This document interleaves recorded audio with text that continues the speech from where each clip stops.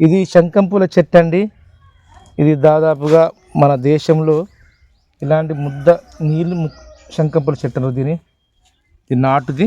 దీన్ని చేసే విధానము ఇది మామిడి పూత, నాటు మామిడి పూత ఇది అండి. చూద్దాం దీని గురించి ఈరోజు చెప్పబోయే భాగంలో. అందరికీ నమస్కారం. నా పేరు వెన్నమల్ల రవి. సుశ్రుత ప్రకృతి వైద్యాలయం నా యూట్యూబ్ ఛానల్ వారికి, నన్ను కన్న తల్లిదండ్రులకు, ఆయుర్వేద మహర్షులకు, నా విద్య నేర్పిన గురువులకు నా యొక్క శిరసావందనములు. ఆయుర్వేదాన్ని అభిమానించే వారికి, పాటించే వారికి ప్రత్యేకమైన ధన్యవాదములు. సహజ సంపదను కానీ, ప్రభుత్వ వాస్తులు కానీ కాపాడే ప్రతి వ్యక్తికి నా యొక్క శిరసావందనములు.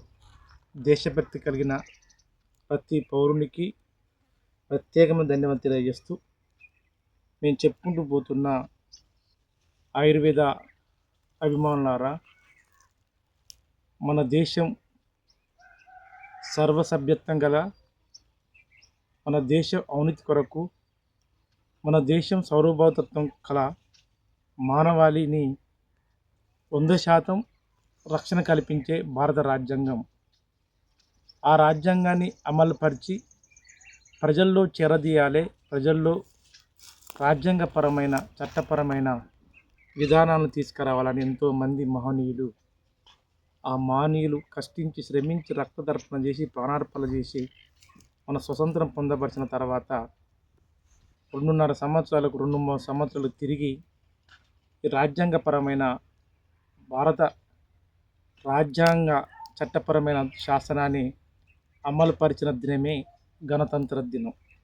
అందుకు ప్రపంచ వాసులకు, ప్రతి ఒక్కరికి, ఈ దేశంలో నివసిస్తున్న ప్రజానీకానికి, ఎక్కడైతే ప్రపంచంలో భారతీయులు అనే ప్రతి ఒక్కరు ఉంటారో వాళ్ళకు, నన్ను అభిమానించిన యూట్యూబ్, ఫేస్బుక్, ఇన్స్టాగ్రామ్, నన్ను అనుచితంగా ఆయుర్వేదం నమ్మే ప్రతి ఒక్కరికి శిరస ఉంచి గణతంత్ర దినోత్సవం శుభాకాంక్షలు తెలియజేస్తూ, ఈరోజు మన దేశ సమగ్రత గణతంత్ర దినోత్సవంలోకి వెళ్ళిపోతామండి.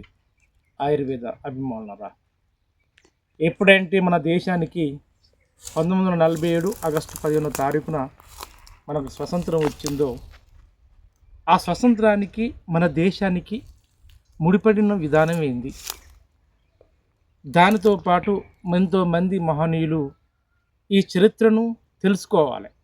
అతి అమోఘమైనది. ఇప్పుడు ప్రపంచానికి, అంతేకాకుండా ప్రపంచంలో మన భారతదేశానికి ఔన్నత్యమైన విషయం ఏంటంటే, ఒక విషయాన్ని అంటే ఒక విషయం గురించి, దాని పరిణాత్మకమైన విషయాలు అంటే ఒక విషయం గురించి దాని భావితరాలకు ఏ విధంగా అనువర్తింప చేయించాలి, ఇప్పుడు అనువర్తింప చేసే కాలం అంటే వర్తమాన కాలం, భవిష్యత్తు కాలము, అది ఏ విధంగా భవిష్యత్తు కాలం తీసుకెళ్ళాలి, ఈ వర్తమాన కాలంలో ఏ విధంగా దీన్ని మనం అనువర్తింప చేసుకోవాలంటే మనం పాటించాలి, భూతకాలంలో గడిచిపోయిన కాలం ఏ విధంగా వచ్చింది అని తెలియపరిచే విజ్ఞాన వేదిక ఇప్పుడు ప్రపంచానికి అవసరం అండి. ఇది 100% అవసరం. ఎప్పుడైతే విజ్ఞాన వేదిక ఇలాంటి యొక్క అనువర్తనాలు కనుక ఈ రోజున ప్రపంచం వ్యాప్తంగా ఎప్పుడైతే లోనైందో, ప్రపంచం కంప్యూటర్లాగా పరిగెత్తిన, కంప్యూటర్లాగా అభివృద్ధి చెందింది అని మనం గొప్పలుగా పరుగులు తీసుకునే యొక్క ప్రపంచం చివరికి ఈ విషయం పరిగణలోకి రాకుండా అది తెలిసిన విషయాలు కూడా ప్రపంచం కూడా శూన్యమైంది. ఇది 100% వాస్తవం కదా? ఒకసారి ఆలోచించండి ఆయుర్వేద అభిమానం. ఇది 100% వాస్తవం. అందుకే మరి ఒక్కసారి ప్రపంచ వాసులకు మన భారత రాజ్యాంగమైన గణతంత్ర దినోత్సవం, ఆ రాజ్యాంగం అమలు వచ్చి దాదాపుగా 75-76 సంవత్సరాలు అడుగు పెడుతున్న సందర్భంగా, ఆ రాజ్యాంగం కొరకు పోరాడిన గనులు, రచయితలు, దాని గురించి త్యాగం చేసి ఆ రాజ్యాంగాన్ని తిరిగి అమల్లోకి తీసుకొచ్చిన వాళ్ళందరికీ, ఈ దేశానికి స్వతంత్రం ఖచ్చితంగా అవసరము. ఈ స్వాతంత్రం కనుక మన దేశంలో ఈ పొందపరచుకుంటే భారతీయులకు, ఆ రోజునున్న అణగారిన వర్గాల ప్రజలకు అనేక విధాలుగా విద్య, వైద్యం అనే విధంగా కొన్ని సదుపాయాలు లేని ప్రజలకు ఖచ్చితమైన మన దేశం సంపద, మన దేశ సరిహద్దు, మన దేశ యొక్క సహజ సంపద మన వాళ్ళకే చెందాలని ఎంతో త్యాగమూర్తులు దేశం కొరకు పోరాడి పరాయి దేశం నుంచి వచ్చిన యొక్క వాళ్ళని తరిమి కొట్టి మనకు స్వతంత్రాన్ని అంకితం చేసిన దేశం భక్తి నాయకులకు, స్వతంత్ర సమరయోధులకు ప్రతి ఒక్కరికి శిరస ఉంచి నా యొక్క ధన్యవాదాలు తెలియజేస్తూ ఆయుర్వేద అభిమానులారా, ఎప్పుడైతే బయటి దేశం వాళ్ళు మన దేశానికి వలసవాదులుగా వచ్చి మన దేశాన్ని పీల్చిపిండి చేసి దాదాపుగా కొన్ని వందల 400 350 సంవత్సరాలు 200 సంవత్సరాలు మన దేశాన్ని పరిపాలించినప్పుడు మన దేశం ఎక్కడికక్కడి సహజ సంపద సందిగ్ధంగా స్పందింప చేసి ఆ సహజ సంపదను వాళ్ళు ఆటోమేటిక్గా వాళ్ళ దేశానికి దొర్లించుకొచ్చిన కాలాలు అవి. దానికి ఎంతోమంది అణగారిన వర్గాలు ప్రజలు కాకుండా తెలివైన వాళ్ళు, తెలివిగల వ్యక్తులు, రాజులు, చక్రవర్తులు, ఆ చక్రవర్తుల కింద సేవ చేసే భటులు, అంతేకాకుండా అణగారిన వర్గాల ప్రజలు తమ తమ తమ స్థితిగా తగ్గట్టు, తమ తమ ప్రాంతానికి తగ్గట్టు, తమ తమ వయసు తగ్గట్టు ఆ దేశం కొరకు పోరాడి నా దేశము జన్మ హక్కు అనే బాలగంగాధర తిలక్ ఈ దేశంలో ఉన్న యువకులు ఈ స్వతంత్ర సమయంలో దాని ఆశాభావనం, దాని భావజాలమైన ఈ సంపదను, సహజ సంపదను మనమే అనుభవించాలని ఎంతోమంది యువకులు ప్రాణం త్యాగం చేసిన గడ్డ మన భారత గడ్డ. అలాంటి గడ్డలలో అల్లూరు సీతారామరాజు తన తెల్లదొరలకు ఎదురొమ్మను చూపించి, ఎక్కడ ఉందిరా నీ దేశము, ఎందుకు వచ్చినారో నా దేశం కొరకు, నా అమాయక జనాభా భారతీయులను రక్తం నువ్వు ఏది తాగి నా జనాలను అన్యాయంగా అభోగ్యంగా ప్రాణాలు తీస్తున్నావు, నిన్ను తరిమి కొడదామని చాటెత్తిన గొప్ప గనుడు అల్లూరు సీతారామరాజు. అలాంటి స్ఫూర్తితో ఎంతోమంది బాలగంగాధర తిలక్, ఎంతోమంది సుభాష్ చంద్రబోసు, ఎంతోమంది రవీంద్రనాథ్ ఠాగూరు, భగత్ సింగ్, ఎంతోమంది త్యాగాల గడ్డ ఈ దేశం కొరకు పోరాడి ఈ దేశంలో ఔన్నత్యాన్ని పెంపొందించి చివరికి త్యాగమూర్తులుగా వజ్రం లాంటి ఒక గర్భగడ్డను అందించిన త్యాగమూర్తుల సేవాభావమే, త్యాగమూర్తుల ప్రాణత్యాగం గడ్డే మన భారతదేశ స్వతంత్రం. అలాంటి స్వతంత్రం వచ్చిన తర్వాత అంతకు పూర్వం ఉన్న 1935 బ్రిటిష్ లేక రాజుల యొక్క చట్టం తిరిగి మన పునరావృతం మన రాజ్యాంగంలోకి రావాలంటే ఆ రోజున త్యాగమూర్తులు సంపాదించిన ఒక రాజ్యాంగాన్ని, దేశం యొక్క స్వతంత్రాన్ని అందరూ అనుభవించాలంటే దాదాపుగా 1949 నుంచి మొదలుకుంటే మన భారతదేశానికి ఖచ్చితమైన ఒక నిబంధమైన ఒక నియమావళి రాజ్యాంగం కావాలి. ఆ రాజ్యాంగాన్ని కనుక ఖచ్చితంగా అమలు పరిస్తే ఈ భారత రాజ్యాంగంలో ఈ భారత పాలనలో ఉన్న యొక్క ఫలాలు, భారతదేశంలో ఉన్న సహజ సంపద ఈ భారతీయులకు చెందుతుంది. అలాంటి దాన్ని ఎవరు తయారు చేస్తారు, దీన్ని ఎవరు రాయగలుగుతారని అప్పుడు ఆ రోజు ఆనాటి ఆ దేశ నాయకులు, ఆ స్వతంత్ర సమరయోధుల నాయకులు ఆలోచిస్తే భారతదేశం వదిలి తన ప్రాణత్యాగం వరకు కుదించుకొని తన కుటుంబం త్యాగం చేసి భారతదేశం నుండి వదిలి బ్రిటిష్ అంతేకాకుండా అమెరికాకు వెళ్ళి తన ఉన్నతమైన చదువులు చదివి ఒక బారిస్టర్ నుంచి మొదలుకుంటే దాదాపుగా పిహెచ్డి డాక్టర్ కొన్ని లెక్కలేలన్నీ లాపట్టాలు పొందిన మహాగరుణువులంటే అంబేద్కర్ గారు. అలాంటి అంబేద్కర్ గారికి ఆయన యొక్క సిద్ధాంతంలో ఆయన యొక్క అధ్యక్షత పదవి వహించి దాదాపు మన భారతదేశానికి స్వతంత్రానికి అందించిన నాయకుల ఫలాలు అందాలంటే అంబేద్కర్ గారి యొక్క ఆధ్వర్యంలోనే ఖచ్చితంగా భారత రాజ్యాంగాన్ని ప్రజాస్వామిక వ్యవస్థలోకి అమలుపరచాలంటే మన భారత రాజ్యాంగం రచించిన గొప్ప వ్యక్తి అంబేద్కర్ గారికి అవకాశం ఇవ్వాలని ఆ రోజున నెహ్రూ గారు కానీ లేదంటే గాంధీజీ కానీ బాలగంగాధర తిలక్తో పాటు ఎంతో ఆయనకు ఉండవలసిన ఒక గొప్ప గొప్ప నాయకులు అంబేద్కర్ గారికి అవకాశం ఇచ్చారు. అలాంటి అంబేద్కర్ గారు ఆయనతో కాకుండా 56 మందితోని భారత రాజ్యాంగ నిర్మాత సమితి సభ్యులుగా ఒక కూటమి ఏర్పడ్డది.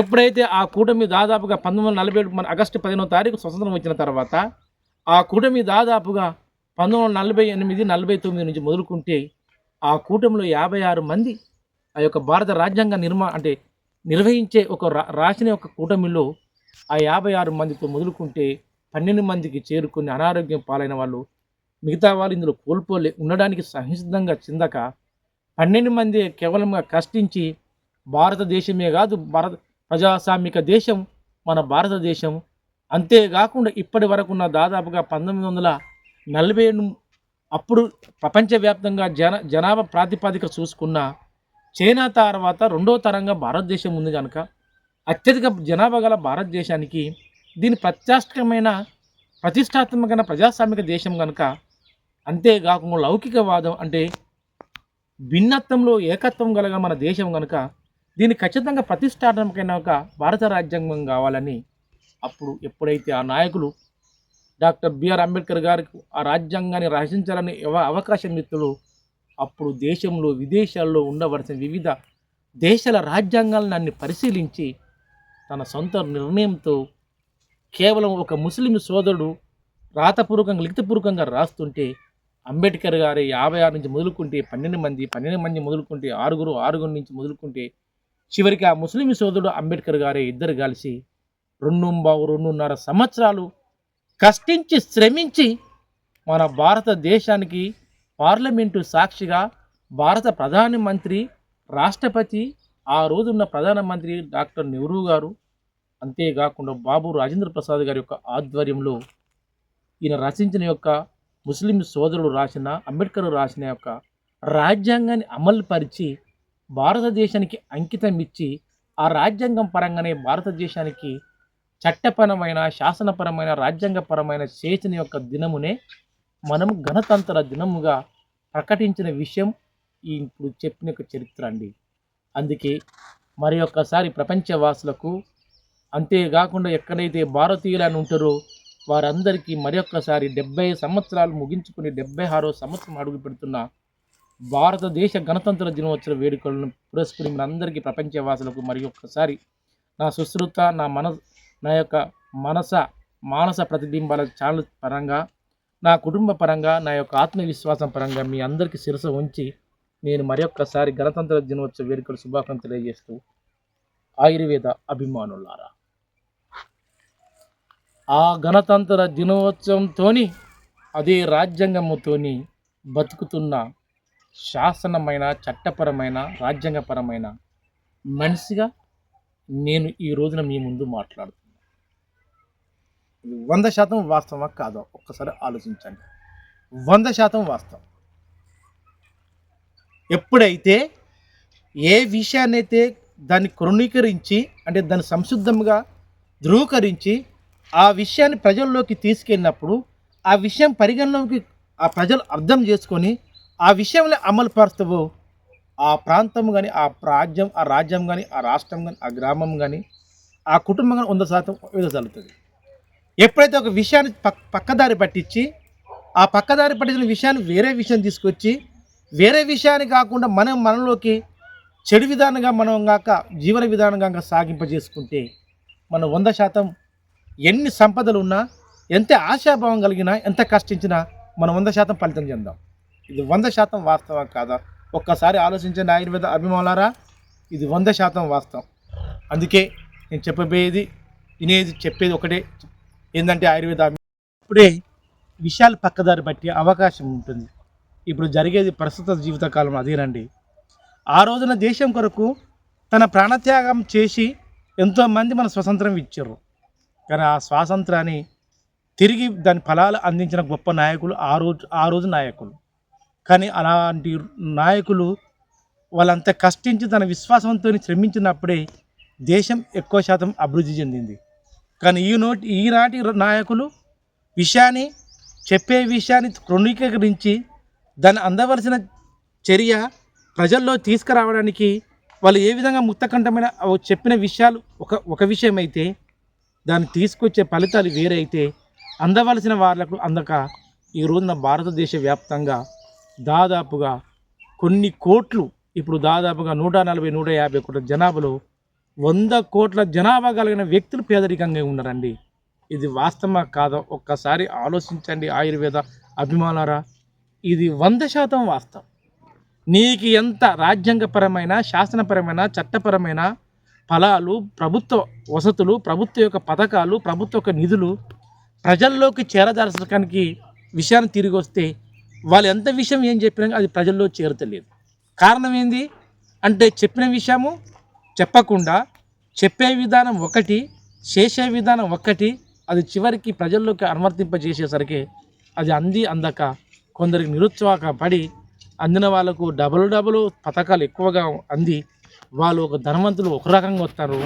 అందని వాళ్ళకి అతిశయోక్తంగా అతలే అందక చివరికి వాళ్ళు నిరుపేదలుగా మిగులుతున్నారు. ఆ రోజున 1947 స్వతంత్రం అంటే దాదాపు 1950 గణతంత్ర దినోత్సవం మనకు వచ్చిన తర్వాత ఎప్పుడైతే ఆ గణతంత్ర దినోత్సవం కాండి దాదాపుగా 1950 జనవరి 26వ తారీఖున డాక్టర్ రాజేంద్ర ప్రసాద్ గారు పొంది అది చట్టపరమైన రాజ్యాంగపరమైన ఎప్పుడైతే భారత శాసనపరంగా ఎప్పుడైతే అమలు పరిచిందో ఆ రోజున దేశ జనాభా దాదాపుగా 30-40 కోట్ల జనాభా అనుకుంది.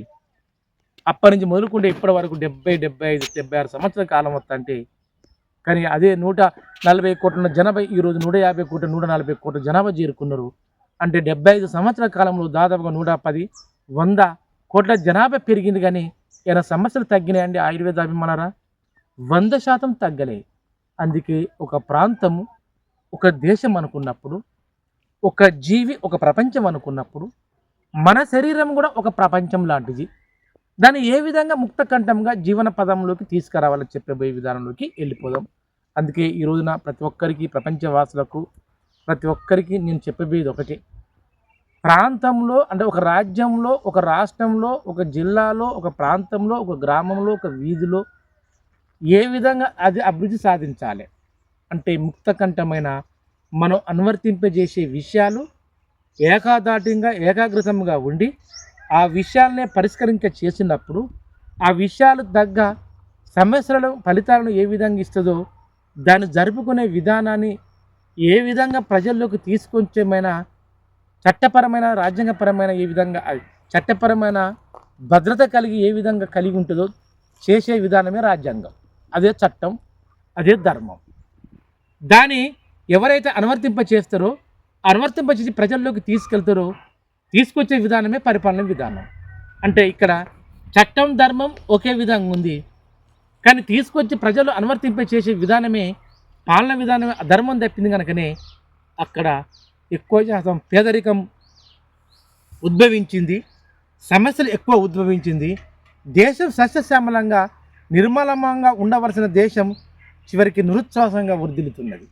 దీనికంతా కారణం ఏంటంటే ప్రజల్లో అవగాహన ఉన్న దేశము రాష్ట్రం చివరికి ఎక్కడికక్కడికి సందిగ్ధంగా చెందడం వల్ల ప్రజల్లోకి ఆ పథకాలు అనువర్తింప చేయక తన స్వార్థంతో ఏ విధంగానైతే నాకు పెత్తనమే చెలాయించాలని అనుకోనించి ఎవరైతే ఈ దేశం కొరకు పాలన కొరకు ఎవరైతే నిస్వార్థంగా స్వార్థపరులుగా దిగజారుతారో అప్పుడే దేశం దిగజారే అవకాశం ఉంది. 100% వాస్తవమా కాదా? 100% వాస్తవం. అదేవిధంగా మన దేశం అనే ఒక మన శరీరం అనుకుంటే, ఒక ప్రాంతం అనే ఒక మన శరీరం అనుకుంటే, ఈ యావత్ విశ్వం ఒక మన శరీరం అనుకుంటే, ఈ శరీరంలో కనుక ఏ విధంగా మనం అనువర్తింపజేసే విషయాలను మనం అనువర్తింప చెందకుండా విధానం వేరు, శాసనం వేరు, అంతేకాకుండా మన విధానాన్ని మన అనువర్తనం వేరు అన్నప్పుడు అక్కడ ప్రాంతం, ఆ రాజ్యం, ఆ రాష్ట్రం, ఆ ప్రపంచం ఎంతవరకు వినాశనం చెందిందో మన యొక్క ప్రపంచం అనే మన శరీరం, దేశం అనే మన శరీరం, ఈ దేహాన్ని కూడా 100% వినాశనం చెందుతుంది. వాస్తవమా కాదో ఒక్కసారి ఆలోచించండి ఆయుర్వేద అభిమానులారా. 100% వాస్తవం. అది ఎలా అనే భాగంలోకి వెళ్ళిపోవడానికి, అంతేకాకుండా మన ముక్తకంఠమైన ఎంతోమంది అభాగ్యులు మన దేశంలో ప్రతిష్టాత్మక రాజ్యాంగం ఉంది. మన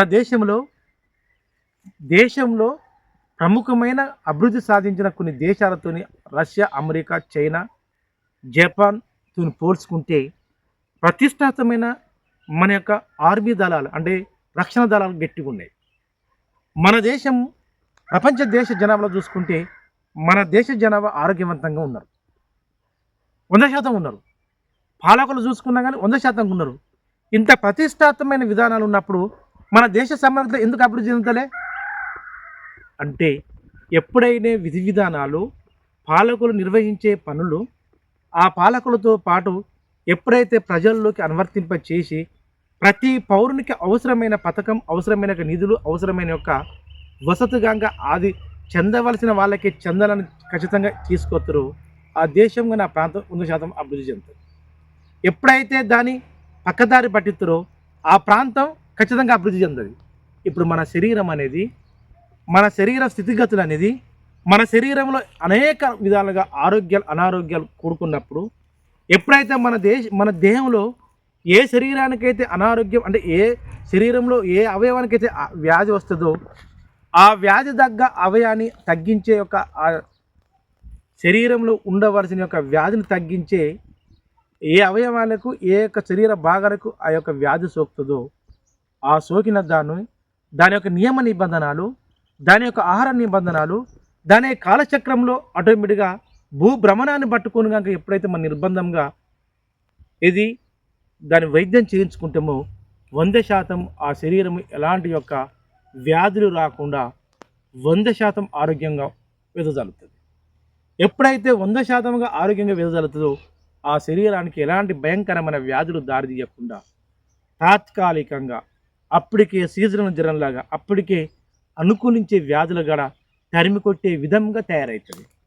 అలా మనం శరీరాన్ని ఆ విధంగా అనువర్తింప చేయకనే దీర్ఘకాలిక వ్యాధులుగా, భయంకరమైన వ్యాధులుగా, చివరికి రూపాంతరం చెందే వ్యాధులుగా పునరావృతం చెంది శరీరం చివరికి నిక్కచక్కంగా నిరుచ్ఛ్వాసంగా చెంది చివరికి వ్యాధిగ్రస్తుగా శరీరంగా మారి పాత వ్యాధులుగా, పాత రోగాలుగా ఏది మన యొక్క శరీరానికి వ్యాధి నిరోధక శక్తి కోల్పోయి చివరికి ఆ మనిషి ఆ ప్రాణం పోయే విధంగా దిగజారే అవకాశం ఉంటుంది. ఇది వాస్తవమా కాదా ఒక్కసారి ఆలోచించండి ఆయుర్వేద అభిమానులారా.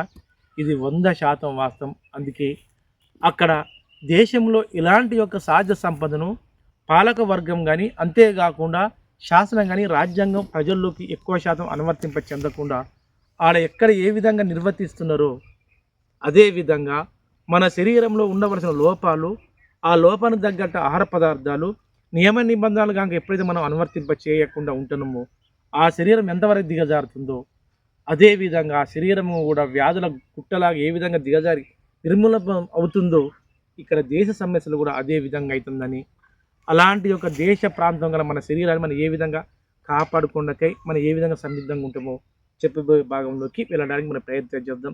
అందుకే ఎక్కడైతే ఇంతకుముందు చెప్పిన విధంగా ప్రపంచ దేశాలతో పోల్చుకున్నప్పుడు మన దేశం ఆరోగ్యవంతమైన దేశం. దానికి కారణం చెప్పండి. అంటే భూగోళం మీద మన భారతదేశ భూభాగం అని ఇటు కర్కట రేఖ, మకర రేఖ, ఇది భూమధ్య రేఖ మధ్య భూమి ఆటోమేటిక్గా విస్తరించిన భూభాగం మనది. అంతేకాకుండా ఆ భూభాగము ఎంతో కొంత శాతము ఉత్తర ఈశాన్యం వైపు వాలి ఉండడం వల్ల మన యొక్క సూర్యుని కిరణాలు మన భూమి మీద 4 కాలాలు, 3 శీతాకాలము, వర్షాకాలము, వేసవి కాలంలో ఏ విధంగా అనువర్తింప చేస్తుందో ఆ కాలాల మధ్యన వ్యత్యాసాన్ని బట్టి మన యొక్క సూర్యకిరణాలు మన దేశం మీద 4 లేక 12 లేక 24 రకాలుగా ఆ సూర్యకిరణాలు మన భూగోళం మీద అనువర్తింప చెందడం వల్ల ఆ కాలానికి తగ్గట్టు ఎప్పుడైతే ఆ కిరణాలు అనువర్తింప చేసి ఈ భూగోళం మీద పడ్డప్పుడు ప్రతి జీవిలో ఒక ఉదయజనకంగా కొత్త జీవంలాగా పునరావృతం చెందడం వల్ల ప్రతి జీవులు ఆ జీవనాలు తిరిగి పునరావృతం చెందడం వల్ల మన శరీరాల్లో ఎక్కువగా వ్యాధి నిరోధక శక్తి పెరిగే అవకాశం ఉంటుంది. దానికి ఉదాహరణ ఏంటని చూపించిన ఒక మామిడి చెట్టు. ఏ కాలం తగ్గట్టు అన్ని చెట్లు ఈ విశ్వంలో అంటే మన భారతదేశంలో ఏ ప్రపంచం ఎక్కడే కానీ అన్ని చెట్లు ఒకటే కాలంలో పుయ్యేది, ఒకటే కాలంలో కాయది, ఒకటే కాలంలో పుష్పించేది. అది ఫలం ఇయ్యేది. కారణం చెప్పండి. కొన్ని చెట్లు శీతాకాలం స్టార్టింగ్లో పుష్పిస్తుంది, వేసవి కాలం రాగానే ఫలములు ఇస్తుంది. కొన్ని చెట్లు వేసవి కాలంలో పుష్పిస్తుంది, వర్షాకాలంలో ఇది ఫలములు ఇస్తుంది. కొన్ని చెట్లు వర్షాకాలంలో పుష్పిస్తుంది, శీతాకాలం మధ్య రాగానే లేక వర్షాకాలం మధ్యన ఫలములు ఇస్తుంది. దీనికి అంతా కారణం ఏంది? మన భూగోళం మీద తిరుగుతున్న యొక్క రేఖాంశంలో ఆకాంశంల మధ్యన ఉపరితలం మీద అనువర్తింప చేసే శీతలము, సూర్యకిరణాలు ప్రపంచ విశ్వం గమనించిన విషయాలు ఒకటి. అదే ఈ విశ్వంలో చెట్టు యొక్క లక్షణాలు, చెట్టు యొక్క విధి విధానాలు, జీవన విధానం ఒకటి. అందుకే ఈ రెండు అనువర్తింప అంటే ఆ మొక్కల యొక్క జీవన విధానాలు అనువర్తింప చెందడం, ఇది ప్రకృతిలో ఉన్న కిరణాలు అనువర్తింప చెందడం వల్లనే, ఈ రెండింటి మీద అనువర్తింప చెందడం వల్లనే ఏ కాలం తగ్గట్టు ఆ కాలంలో అవి పుష్పనిస్తాయి, ఆ కాలం తగ్గట్టు ఫలములు ఇస్తాయి కనుక అవి ఆ విధంగా ఆయా ఆయా కళలో అవి ప్రయాణించి జీవన ప్రయాణం కొనసాగడం వల్లనే ప్రతి కాలంలో ప్రతి నిత్యము సర్వజీవులు ఈ ప్రకృతిలో ఉన్న పుష్పమును, ఫలములను, పత్రములను, మొక్కలను సర్వ సృష్టి అంటే యావత్ ఈ విశ్వంలో ఉన్న కిరణాలను, సూర్యకిరణాలు, భూభ్రమణాలను, చంద్రభ్రమణాలను అవి ఆస్వాదించడం వల్లనే ప్రతి జీవి ఈ ప్రపంచంలో అన్ని అనారోగ్యం లేకుండా ఆరోగ్యవంతంగా ఎదజల్లుతుంది. ఎప్పుడైతే మానవ అవతారం నేనే తెలివి ఏది జిజ్ఞాస గల వ్యక్తిని, నాలో అంత తెలివి ఉన్నదని ఎప్పుడైతే మనం ఈ ప్రపంచంలో ఉన్న విశ్వంలో ఈ పంచభూతాల్లో ఉన్న లక్షణాలకు వ్యతిరేక దిశలో నడుస్తావో, వ్యతిరేక దిశలో ఏ కాలం తగ్గట్టు ఆ కాల పుష్పమును, ఫలంలో ఎప్పుడైతే మనం అనుభవించమో అంటే సృష్టికి విరుద్ధంగా ఎప్పుడు నడతామో ఈ సృష్టిలో ఏ జీవికి రాని వ్యాధులు మనకు వస్తున్నాయి. ఇది వాస్తవమా కాదు ఒక్కసారి ఆలోచించండి. ఆయుర్వేద అభిమానం ఇది 100% వాస్తవం. అక్కడ చూడండి, కష్టించిర్రు, శ్రమించిర్రు, స్వతంత్రాన్ని సంపాదించి పెట్టిర్రు, మళ్ళీ తిరిగి గణతంత్ర దినోత్సవం రోజున రాజ్యాంగం అమల్లోకి వచ్చి 1950 జనవరి 26వ తారీఖు. ఆ రాజ్యాంగ ప్రకారం ఫలాలు అంతనే పకడ్బందీగా అంతలే. దానిలో ఏదో వ్యత్యాసాలను పెడుతున్నారు, ఏదో చేస్తారు. ఫలములు అందకని ఇంతవరకు పేదరికం ఏర్పడ్డది, వ్యాధిగ్రస్తం ఏర్పడ్డది. అంతేకాకుండా అనేక విధాలుగా జీవన విధానంలో శైలి మార్పు వచ్చింది. ఎప్పుడైతే అదే విధంగా కష్టించి శ్రమిస్తారో అందరికి ఫలాలందు, అందరూ జీవన సమృద్ధిలో ఉండు, అందరి విద్య వచ్చు, పేదరికం తగ్గు, ఆరోగ్యవంతంగా ఉండు. ఈ సృష్టిలో ఉండవలసిన పంచభూతాల్లో అన్ని బ్రహ్మణ చంద్రబ్రహ్మను పట్టుకొని ఈ పక్షుల కనుక ఏ విధంగా విదజల్లుతుందో మనంగా మానవ జీవితంగా చెందితే ఈ పక్షులకు లేని కష్టాలు, రాని కష్టాలు మనమేం కనుక అన్ని నిరోధించుకుంటా పంచభూతాల సాక్షిగానే పంచభూతాలను అనువర్తింపజేసుకుంటే 100% మనకి ఎలాంటి వ్యాధులు. కానీ మనం అలా చేస్తున్నామండి. అలా చేయకనే ఇలాంటివి వస్తున్నాయి. అందుకే ప్రతి ఒక్కరికి మరొక్కసారి ప్రపంచ వాసులకు ప్రతి ఒక్కరికి శిరస ఉంచి చెప్పేది ఒకటి, ఎవరికైనా అక్కడ జ్ఞానం నిరోధించబడ్డది, జ్ఞానం, తెలివి, అనుసంధానం, అనువర్తన ఆడ తప్పుదారి పట్టింది. అదే మన జ్ఞానం, మన శరీరం కుసించిపోయింది. ఎలా? మనం కూడా ఈ ప్రకృతిలో ఉండవలసిన జీవులాగానే ఉదయం పూట లేచినప్పుడు ఆహారం ఆరగించడం, కాలగమనంలో దాదాపుగా ఉదయించే సూర్యుని నుంచి మొదలుకుంటే అస్తమించే సూర్యుని వరకు మనం ఆహారాన్ని భుజించడము, ఏది ద్రవ పదార్థాన్ని ఆరగించడము. అదే కాలగమనం అయిపోయిన తర్వాత చీకటి పడిన తర్వాత రాత్రి సమయంలో పక్షుల్లాగానే జంతువులాగానే మన నిద్రమత్తులో ఉంటే మనకు ఎలాంటి ఒక వ్యాధులు రాకుండా పో. కానీ అలా చేయక రాత్రి అంటే రాత్రి, పగలంటే పగలు, ఇష్టం ఉన్నట్టు తినడం, ఇష్టం ఉన్నట్టు చేయడం వల్లనే కాలగమనాన్ని అనువర్తింపచేసిన మనకు అనేక వ్యాధులు వస్తున్నాయి. అలాంటప్పుడు మనం ఎలా చేయాలని ఒక భాగంలోకి వెళ్ళిపోవడానికి మనం ప్రయత్నం చేద్దాం. ఇప్పుడు నేను చూపించిన విధంగా శంఖంపూల ముద్ద, నీలపు శంఖంపూల చెట్టు, ఇది మంచిగానండి ఆయుర్వేద అభిమానారా. నీల శంఖంపూల చెట్టు, ఇది ముద్ద చూడండి ఎంత బాగుందో. ఇది ఎక్కడ దొరకది. ఈ ఒక నీలం శంఖంపూల చెట్టు ఒక భాగము, దాదాపుగా ఇది నాటు మామిడి అన్న మామిడి పూతనే తీసుకోవాలి. మామిడి పూత ఒక భాగము. తర్వాత ఇది నలుపు లేక తెలుపు, ఇది నలుపుదే. ఇది వావిలి చెట్టు. ఈ రెండు ఏది వావిలాకు, మామిడి పూత, శంఖంపూల చెట్టు. అంతేకాకుండా ఆవు నెయ్యి లేక స్వేచ్ఛమైన నిర్మలన నాటు గేదె నెయ్యి అయినా ఏం లేదు. ఎల్లిపాయలు ఒక భాగం. మంచినండి ఆయుర్వేద అభిమానులారా. ముద్ర చెప్తా అది ఎలా చేయాలి.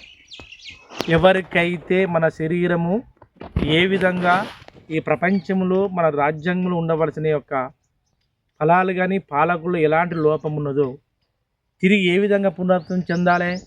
ప్రతి పౌరుడు, ప్రతి విద్యార్థి, ప్రతి మనిషి తన జీవిత లక్ష్యం సాధన కొరకు దేశానికి కావలసిన యొక్క చెడు ఉద్దేశం కల్పించొద్దు. మంచి ఉద్దేశం కన్నా దేశభక్తి కలిగి ఉండాలి. ప్రకృతిని కాపాడాలి, మత్తు పర్యాలను దూరం పెట్టాలి, మంచిగా జీవించాలి. అలా ప్రతి వ్యక్తి 140-150 కోట్ల జనాభా చేస్తే 100% మనకు ఇలాంటి మన రక్షణ పోలీసులు అవసరం లేదు, రక్షణ దళాలు అవసరం లేదు, పాలకులు అవసరం లేదు, ఎవరికి అవసరం లేదు. కొన్ని పక్షులు ఉంటాయి, ఇది మంచిగానే ఆయుర్వేదం. కొన్ని పక్షులు ఉంటాయి, కొన్ని జంతువులు ఉంటాయి. ఏముంటాయి? కొన్ని జంతువులు ఉంటాయి. మరి ఆ జంతువులలో ఏదో బలమైనది, దృఢమైనది, గట్టిది ఆ జంతువు, ఒకటే జంతువు కొన్ని 100 జంతువులు కాపలు కాస్తుంది. 100% కొన్ని వందల గుంపు కోతుల గుంపు ఉందనుకోండి, అలా బలమైన కోతులు ఒక 4-3 ఉంటాయి. ఆ గుంపులో ఒక 100 ఉంటాయి. ఈ 100 కోతులు కలిసి మమ్మల్ని కాపలు కాస్తున్నాయని మిగతా ఈ కోతులు, చిన్న కోతులు భయపడి ఈ కోతులో తీసుకుపోయిన పండు ఫలం ఎక్కువ ఇస్తుందండి ఆయుర్వేద అభిమానాలు. ఒకసారి ఆలోచించండి. ఏమి అది బలమైన కోతి ఏం చేస్తుంది? నచ్చిన ఒక పండును తింటుంది, నచ్చిన ఒక ఆడ కోతిని అనుభవిస్తుంది, తన జీవితం సాగిస్తుంది. మరి ఆడ ఏమైనా ఓట్లు వేసి ప్రజాస్వామిక వ్యవస్థలు కనుక ఆయన మంత్రి, ప్రధానమంత్రి లేక ముఖ్యమంత్రి, రాష్ట్ర పాలకులు, ఈయన పాలకులను చేసి అక్కడ స్వార్థం ఉపయోగిస్తారా? ఎందుకు వాళ్ళకి వాటికి ఆ జంతువులకు అవకాశం అవసరం లేదు. ఒకవేళ అయ్యే కోతులు బలంగా ఉన్నాయి, ఈడ ఈ మామిడి చెట్టు తోట ఉన్నది, చూపించండి. ఒక మామిడి చెట్టు లాగా తోట అనుకోండి, ఆడ మామిడి పళ్ళు బాగున్నాయి. ఆ మామిడి పళ్ళు బాగున్నాయి, బలమైన కోతులు 5 పోయి ఏం చేస్తున్నాయి? ఈ మామిడి తోట మొత్తం మాకే అని అవి ఆక్రమించుకొని మిగతా కోతులను బయటికి ఎలా కొడుతున్నాయండి? కొట్టలేవు. తిన్నంత వరకు తింటాయి, దేని కడుపు నిండితే అది దూరం వెళ్ళిపోతే కడుపు నిండి తింటా అంటాయి. అంటే ఏంది అది? ఆకలి పోరాటం. అక్కడ ఆకలి పోరాటం ఏంటది? ఎప్పుడైతే ఈ ప్రపంచంలో ప్రతి జీవి ఆకలితో పుట్టింది, మనిషి తల్లి గర్భం నుంచి బయటకు వచ్చినప్పుడు ఆ జీవి యొక్క లక్షణం ఏంది? ఆకలి కాక మనం ఆరగించుకొని, ఆకలి కాక తగ్గించుకుని తీర్చుకుంటే ఆ జీవి ఆ రోజు ప్రాణం బతుకుతుంది అనే లక్ష్యం. ఆకలి కొరకు ప్రాణాన్ని తన త్యాగంగా చేసి తన సంతతిని మలుసుకుంటే వచ్చేటే జీవులు, జంతువులు, పక్షులు. కానీ తన ఆకలి కొరకు ప్రాణాన్ని తలగబెట్టి, అది తనువును తగ్గబెట్టి, తనువు కంటే ఎక్కువగా నా సంతతికే నేను స్వార్థం ఇవ్వాలి, నా సంతతికే భవిష్యత్తు కాలంలో నేను ఎక్కువగా ఎలాంటి ఒక భారం నష్టం కాకుండా చేయాలి అని స్వార్థం ఉపయోగించేది మానవజీవి. మరి ఇక్కడ మానవజీవి సంతతే, అక్కడ జంతువుల సంతతే. ఇక్కడ స్వార్థం ఏమున్నా చెప్పండి? జంతువులల్లా, పక్షులలో స్వార్థం లేదు, మనుషులో స్వార్థంతోనే ఇంతవరకు దిగజారుతుంది. మరి ఎందుకు స్వార్థం పెరుగుతుంది అంటే, ఇప్పుడు ప్రస్తుత జీవిత కాలంలో ప్రతి ప్రాంతంలో, ప్రతి ప్రపంచంలో ఒక వసతి ఉన్నాగానే ఇంకొక వసతి తీసుకోవడానికి అవసరంగా ఆ వసతి తగ్గుతుంది, ఒకటే వసతి కనపడుతుంది. భవిష్యత్తు కాలం నాకు ఎలాంటి అవకాశం రాదు కావచ్చు, ఈ ఉన్నప్పుడు నేను దోసుకుంటే భావితరాలకు నాకు అంకితం, నా సంతతి నా పిల్లలకి ఇస్తా అనే ఒక స్వార్థం అనేది పెరిగింది. ఆ స్వార్థంతో ఇవన్నీ కలుషితమైన పదార్థాలు రావడం వల్లనే, ఇలాంటి వ్యాధులు సోకడం వల్లనే ఇంతవరకు దిగజారుతున్నాం. అందుకే ఎలాంటి భయంకరమైన వ్యాధులైనా ఏదైనా తరిమి కొట్టాలి. ఎలా ఒక భాగంలో మంచిగానండి ఆయుర్వేదంలో ప్రతిదీ. ఇప్పుడు దాదాపుగా ఈ సంవత్సరం 2025 డిసెంబర్, నవంబర్ నుంచి మొదలుకుంటే జనవరి ఈ రోజున 23-24 తారీఖు వరకు నాకు వచ్చిన ఫోన్ కాళ్ళు అంటే నవంబరు, డిసెంబరు, జనవరి అంటే 90 రోజుల కాలంలో నాకు వచ్చిన ఫోన్ కాళ్ళు దాదాపుగా 2300 ఫోన్ కాల్స్ వచ్చినాయండి. ఎన్ని వచ్చినాయి? 2300 ఫోన్ కాల్స్ వచ్చినాయి. ఈ 2300 ఫోన్ కాల్స్ ఏమొచ్చింది తెలుసా? దాదాపుగా 1500, 1200 అంటే 1500 వరకు మొత్తం మా నాన్నగారికి పక్షవాతం వచ్చింది, మా అమ్మకు వచ్చింది, మా కోడలకు వచ్చింది, మా యొక్క అల్లునికి వచ్చింది అనే యొక్క మెదడు అంటే పక్షవాతం అంటే మెదడు సంబంధించిన వ్యాధిగ్రస్తులకే ఎక్కువగా ఫోన్ కాల్స్ వచ్చినాయి. దీనికి ఎందుకు అంటే మన యొక్క కేంద్ర నాడి అంటే ప్రపంచాన్ని ఏ విధంగా సమతుల్యంగా ఈ వాతావరణాన్ని అనుకూలిస్తే, వాతావరణం ఏ విధంగా ఈ ప్రపంచాన్ని మనం ఆహ్లాదకరంగా ఉంచుతుందో, మన భారతదేశ స్థితిగతులను, మన భారతదేశం యొక్క పరిపాలన వ్యవస్థ, రాజ్యాంగం ఎప్పుడైతే భద్రతంగా ఉంటుందో, ఆ రాజ్యాంగంతో ఈ భద్రతమైన ఒక దేశం ఎప్పుడైతే దాని ఈ విధంగా భద్రపరిచే అవకాశం ఉంటుంది, ఎప్పుడైతే దాని భద్రత కలుగుతుందో దేశం సమర్థంగా ఉండి పేద ప్రజలు కానీ, ప్రపంచంలో కానీ, దేశంలో కానీ ఎప్పుడైతే ఏ రాజ్యాంగం పరిపాలించబడుతుందో ఆ రాజ్యాంగాన్ని, ఆ దేశం 100% భద్రత కలిగి ఉంటుంది. అందుకే మన యొక్క అని ఒక ప్రాంతం అనుకున్నప్పుడు, మన శరీరం అని ఒక ప్రాంతం అన్నప్పుడు దీన్ని ఏ విధంగా భద్రత కలగాలని ఒక భాగంలోకి చెప్పుతుంది. ప్రతి ఒక్కరు నేను అనువర్తింప చేయాలి. మొదట చెప్పిన తర్వాత మన దేశం యొక్క దాదాపుగా ఏం చేస్తారంటే మన దేశం సమగ్రత ఉండాలి, ప్రతిష్టాత్మకమైన పాలన కలగాలి. దేశంలో ఉన్న దాన్ని ఏ విధంగా ప్రతి సహజ సంపద అమల్లోకి రావాలని ఏ విధంగా ఉంటుందో, మన శరీరం అనే అవయం అంటే ఒక దేశం అనే ఒక శరీరంగా భావించినప్పుడు మన శరీరాన్ని ఏ విధంగా చేసుకునే భాగంలోకి వెళ్ళాలి. మొదట మంచి రండి ఆయుర్వేద మొత్తం తప్పిదం ఇక్కడే. అల్లోపతి వైద్యం చేస్తున్నాం, మాకింతవరకు మెదడు సమస్యలు తగ్గుతలేదు. కొందరు మేము పక్షవాతం వచ్చింది, ఇక్కడ మొత్తం ఎక్కడికక్కడికి అల్లోపతి కాకుండా ఆయుర్వేదం కూడా పాటిస్తున్నాం, అయినా మాకు మార్పు రాలేదు అని కొందరు. హోమియో అన్నీ అంటే దేశంలో ఈ ప్రపంచంలో ఉండవలసిన ఏ స్థాయికి తగ్గట్టు ఏ ఆర్థిక స్తోమత తగ్గట్టు అవన్నీ మేము పాటిస్తున్నాం, అయినా మాకు అవి వ్యాధులు అందుబాటులోకి వస్తలేవు. ఆ వ్యాధి తగ్గుదల దీన్ని ఏ విధంగా అనువర్తింప చేయాలని ఎంతోమంది కోరిన వాళ్ళందరికీ కృతజ్ఞత భావం తెలియజేసుకుందని ఒకటి చెప్తున్నా. ఆయుర్వేద ప్రతి ఒక్కరు చెప్పేది ఒకటే, ఈ సృష్టి తగ్గట్టు ఇంతకుముందు చెప్పిన విధంగా ఈ పంచభూతాల తగ్గట్టు సూర్యుడు ఏ గమనంలో ఆ రాశి ఫలాలను బట్టి ఏ విధంగా ఆ సూర్యుడు ప్రవేశిస్తాడో, ఆ సూర్యుడు ప్రవేశించే సమయం నుంచి ఆ ప్రవేశించిన తన చుట్టూ తాను సూర్యుని చుట్టూ ఈ భూమి ఎప్పుడు ప్రవేశిస్తుందో అప్పుడు ఈ భూభ్రమణంలో కానీ ఈ భూ ఉపరితలం మీద ఏదో కొంత ప్రపంచంలో ఉండవలసిన మార్పు చెందడం వల్ల ఆయా ఋతువుని బట్టి కాలం బట్టి ఆ పుష్పిస్తాయి. అప్పుడు ఏ మొక్క అయితే ఆ కాలంలో ఆ రోజులో ఆ టైంలో ఏ మొక్క అయితే పుష్పిస్తుందో ఏ మొక్క అయితే ఫలములు ఇస్తుందో ఆ మొక్కను ఖచ్చితంగా మనం అనువర్తింప చేసుకోవాలి. అదే అనువర్తింప చేసినట్టే మన కోరికలు కానీ మన యొక్క వ్యాయామం కానీ మన యొక్క లక్ష్య సాధన కూడా మన ఆహార పదార్థాలు కూడా ఖచ్చితంగా మార్చుకుంటే 100% ప్రపంచంలో ఏ వ్యాధి తగ్గనంటూ ఉండదండి. ఇది 100% వాస్తవం. అది ఒక్క భాగం చెప్తుందండి. ఒక అడవిలో దాదాపుగా అంటే కొన్ని టన్నుల వరకు కొన్ని క్వింటాల వరకు ఒక పెద్ద జంతువు ఏదంటే ఏనుగు ఉంటుంది. ఆ ఏనుగు ఏం చేస్తుంది, ఒక ప్రాంతంలో వెళ్తుంది, ఏదో ఒక అపాయం జరుగుతుంది, ఆ ఏనుగు ఏం చేస్తుందండి, లేవలేని స్థితిలో ఉంటుంది. దానికి సంబంధించిన ఏనుగులు ఏం చేస్తుందో తెలుసా, అదే భూమి మీద మంచిగానండి ఆయుర్వేదమైన అదే భూమి మీద ఆ ఏనుగు ఆ భూమి మీద పండుకుంటుంది. దానికి సంబంధించిన కొన్ని ఏనుగులు అంటే దాని పిల్ల అంటే దాని సంతతి దాని యొక్క కడుపులో పుట్టినో లేక దాని తల్లియో ఏదో ఆ ఏనుగు పోయి కొన్ని పదార్థాలను తీసుకొచ్చి అంటే ఆహార పదార్థాలు ఏంటి అండి, కొన్ని ఆ చెట్లు పత్రములు పుష్పములు తీసుకొచ్చి ఆ ఏనుగు సమీపం వేస్తే ఆ ఏనుగులో ఏ వ్యాధి సంభవించినా కొన్ని నెలల తర్వాత ఆ ఏనుగు లేచి నడుస్తుంది.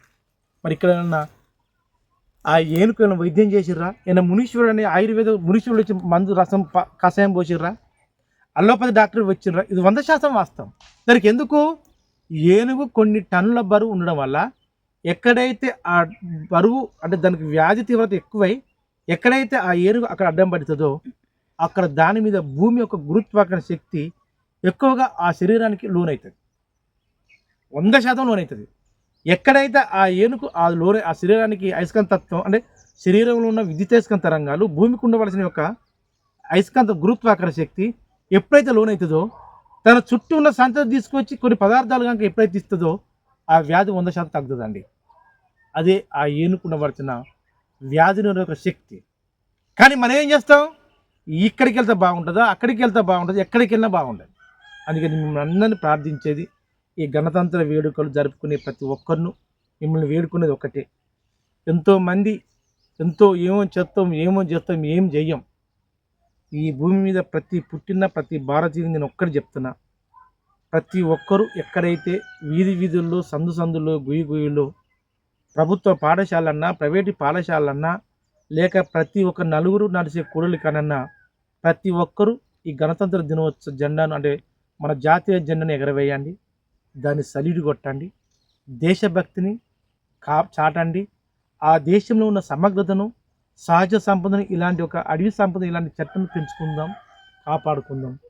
ఎప్పుడైతే సహజ స్థితిగతుల్లో ఈ యొక్క దేశంలో ఎప్పుడైతే సమగ్రత కోల్పోయింటామో అప్పుడే ఈ భూమి తిరిగి తన ఉపరితలమైన వాతావరణం కోల్పోలేకనే ఇలాంటి అనార్థాలు జరుగుతుంది. ఇది 100% వాస్తవం. అది ఎలా చేయాలో ఒక భాగంలోకి చెప్పబోదాం. ఏ వ్యాధి అయినా, చర్మ వ్యాధి అయినా లేక క్యాన్సర్ అయినా, పక్షవాతం అయినా, మెదడు సంబంధించిన వ్యాధి అయినా ఇక్కడ దేశ సమగ్రమైన రాజ్యాంగాన్ని ఏ విధంగా మన వాళ్ళు మనకు రాజ్యాంగం అంకితం చేసి ఫలాలు మనకి ఏ విధంగా అందిస్తారో, ఇదే విధంగా శ్రీశ్వరం ఈ విశ్వంలో ప్రతి చెట్టు ఫలములు పుష్పములు మనం కనుక అనువర్తింపజేసుకుంటే 100% మనకి ఎలాంటిది రావు. ప్రతి ఒక్కరూ జాతీయ జెండా ఎగరవేసే వాళ్ళందరికీ, ప్రభుత్వ అధికారులకు, ప్రైవేటు అధికారులకు ప్రతి ఒక్కరిని శిరసు వంచి చెప్తున్నా, ఏదో పాలకాయలు కొట్టి ఆ లీడర్ గొప్పవాళ్ళు, ఆయనకు మొదటి ఛాన్స్ ఇవ్వాలి, ఈ లీడర్ గొప్పవాళ్ళు కాదు, అందరూ సమానులే. తన స్థాయి తగ్గట్టు, తన హోదా తగ్గట్టు పాలకాయ కంటే మన జాతీయ భావం కలిగిన బౌద్ధ మతం నుంచి, బుద్ధుడి నుంచి వచ్చిన యొక్క రాజ్యాంగం మనది. దానికి కాకుండా ఈ ప్రపంచంలో ప్రతి వ్యాధి నిరోధక శక్తిని పేపించే యాంటీబయాటిక్స్ ఎక్కడ ఏ పదార్థం ఉన్నదో తెలుసా అండి? కేవలం పుష్పంలో ఉన్నది, అంటే పూలలో ఉన్నది. ప్రతి ఒక్కరూ ఆ పూలతోనే ఆ జాతీయ జెండాకు దానికి ఇది పుష్పంతో అభిషేకం లాగా చేసి చల్లి జాతీయ జెండాను ఎగరవేయడానికి ప్రయత్నం చేయండి. అదే అంకిత భావం గల. అగరబత్తీలు ముట్టిస్తా, కొబ్బరికాయ కొడతా, నేను అది చేస్తా ఇది చేస్తా అనే భావన కంటే జాతీయతను పెంచుకోవడం, మన దేశభక్తి పెంచడం గొప్పది. అలా చేస్తారని నేను చెప్పబోయే ప్రతి ఒక్కరు ఏ వ్యాధి అయినా చూడండి, ఎన్నో ప్రపంచంలో ఎన్నో దేవస్థానాలు ఎన్నో ఉన్నాయి. ప్రతి దేవస్థానం కన్నా ప్రతి గుడికాడ ఏం చేస్తారండి? ఆయుర్వేద కొబ్బరికాయ ఉన్నదండి, కేవలం ఏంది పుష్పం అంటే అంత యాంటీబయాటిక్స్ ఉందన్నమాట. అందుకే ఏ వ్యాధి అయినా అది ఎలా చాలా భాగంలో చెల్తున్నాం. తగినంత ఈ యొక్క వావిల అంటే వావింట అంటారు, వావిల చెట్టు. దీని పువ్వు కూడా ఇది తెల్ల వావిల చెట్టు. ఈ పుష్పం ఒక భాగము, ముద్ద నీలిపి శంఖం పూల చెట్టు ఒక భాగము, మామిడి పువ్వు ఒక భాగము. ఈ 3 అయినాయా, ఇవి ఒక భాగము. అంతేకాకుండా ఎల్లిపాయలు, నాటి ఎల్లిపాయలు ఒక భాగము, లేదంటే నెయ్యి ఒక భాగం. నెయ్యి పక్కన పెట్టండి. నాటు ఎల్లిపాయలు, శంఖం పూలు, వావిలాకు, ఇది మామిడి పూత. ఈ 4 తీసుకొని స్వేచ్ఛమైన, నిర్మలమైన, అంతేకాకుండా కొబ్బరి నూనె అయినా ఏం లేదు, నువ్వుల నూనె ఉడికించుకొని ప్రతిరోజు ఉదయం సాయంత్రం ఆయిల్ పుల్లింగ్ చేయండి. మిగతా జిగిటా భాగం కొబ్బరి నూనె కలిపన్నా లేక నువ్వుల నూనె కలిపన్నా దీపారాధన చేయడానికి ప్రయత్నం చేయండి. 100% వాస్తవం. దీన్ని మించిన వైద్యమే లేదు. ఎప్పుడైతే దీపారాధన చేసి దీన్ని వైద్యంలాగా మనం ప్రకటించుకున్నామో, ఎప్పుడైతే చేస్తామో 100% మనకి ఎలాంటి వ్యాధులు రావు. అలా చేస్తాయాలి. ఇది చేసుకుంటూ ప్రతి ఆహార పదార్థంలో వీటి పదార్థాలు కనుక ఏది వీటి పత్రంలో ఈ పువ్వు కానీ, ఈ యొక్క పువ్వులు కానీ, ఎల్లిపాయ కానీ, ఆవు నెయ్యి వద్దు, ఎల్లిపాయ, ఇది మామిడి పూత, ఆయిల్ పుష్పమన్నా, ఇది ముద్ద శంఖం పూల, నీలి శంఖం పూల ఆకుపత్రంలన్నా, ఈ పువ్వులన్నా మనం తీసుకునే ఏ ఆహార పదార్థాలు నిల్వ చేసుకొని నిల్వైన ఒక వారం 8 రోజులకు ఆటోమేటిక్గా చేసి దాన్ని కనుక తింటే 100% మనకు ఎలాంటి వ్యాధులు రాదు. ఈ ప్రపంచం వినాశనానికి దారి తీసినా, కలుషితం దారి తీసినా మన శరీరం అనేది కలుషితం తగ్గిపోతుంది. ఇది 100% వాస్తవం. నేను చెప్పే యొక్క దాదాపుగా. అంతేకాకుండా నిర్మలమైన, ప్రతిష్టాత్మకమైన మన శరీరాన్ని నిర్భయంగా ఉంచే పదార్థాలు ఏంటంటే నీరు. అంటే దాదాపుగా మన శరీరము దాదాపుగా 60% వరకు, 70% వరకు మనం నీరు కలిగి ఉంటుంది. ఎప్పుడైతే 60-70% మన శరీరం నీరు ఉంటుందో, మనం తీసుకోవాల్సిన ఆహార పదార్థం కూడా అంత స్వచ్ఛమైన నిర్మలంగా ఉండాలి. ఇక్కడ దాదాపు ఇప్పుడు ములుగు జిల్లా అది మన మంగపేట మండలం, నేను భిక్షపేట గ్రామంలో వీడియో తీస్తున్నాండి. ఈ ఏరియా దాదాపుగా తెలంగాణ రాష్ట్ర వ్యాప్తంగా ఉస్మానియా తర్వాత నిమ్స్ హాస్పిటల్ ఉన్నది. వీటన్నిటిలో కిడ్నీ డయాలసిస్ పేషెంట్లు ఎక్కువ ఉన్నారు. అదే ఉమ్మడి వరంగల్ జిల్లా జనగాము, మహబూబాబాద్, ములుగు ఉన్నది. ములుగుకు సబ్ బ్రాంచ్గా ఏటున్నాగరంలో కిడ్నీ సబ్ బ్రాంచ్ ఇచ్చారు. ఎందుకు చెప్పండి అంటే, ఈ ఏరియాలో కిడ్నీ పేషెంట్ కిడ్నీలు ఫెయిల్ అయ్యి కిడ్నీ పరిమాణం తగ్గి డయాలసిస్ మీద నివసించే పేషెంట్లు ఎక్కువ ఉన్నారు. కారణం చెప్పండి, ఈ ఏరియా దాదాపుగా ఏటూరు నాగరం, తాడువాయి, ఇటు నర్సాయగూడెం వరకు ఇక్కడి ప్రాంతంలో ఎక్కువగా ఏదో ఒక ఖనిజ లవణాలు, ఏదో పదార్థాలు ఏదో ఈ యొక్క ప్రాంతంలో ఉండడం వల్ల ఆ నీటిలో ఎక్కువ ఫ్లోరాసిస్ లాగా ఏర్పడి, ఆ నీటిలో పదార్థంగా ఏర్పడి కిడ్నీ సంబంధించిన వ్యాధులు ఎక్కువ వస్తున్నాయి. 100% వాస్తవం. సైంటిస్టులు ఎంతోమంది మెడికల్ అసోసియేషన్స్ వాళ్ళు ఎంతోమంది నిరూపించారు. కానీ పేద ప్రజల్లోకి, అంతేకాకుండా ప్రజల్లోకి అవగాహన గాక కిడ్నీ వ్యాధిని బాధపడి డయాలసిస్‌తోని బతికే వాళ్ళు సాధ్యమైనంత 100% ఉన్నారు. అలాంటి వాళ్ళకి ఏం చేయాలి? ప్రతి ఒక్కరు కిడ్నీ కాదు, ఏ వ్యాధులైనా తరిమి కొట్టేది ఒకటే. కొందరు ఏం చేస్తారు, నీటిలలో దాదాపుగా ఏం చేస్తారు, ఏదో ఒక మినరల్ వాటర్ అని వాడతారు. కొందరు వేరే వేరే చేస్తారు. ప్రతి ఒక్కరు చెప్తున్న ఆయుర్వేద మాట, స్టీల్ పాత్రన్న, ఇత్తడి పాత్రన్న, కంచు రాగి పాత్ర తీసుకోండి. ఒక మట్టి కుండ తీసుకోండి. ఆ కుండలో ఎవరైతే తాగుతారో వాళ్ళకు ఇప్పుడు ఏ సీజన్ ఇది? మామిడి పూత సీజను.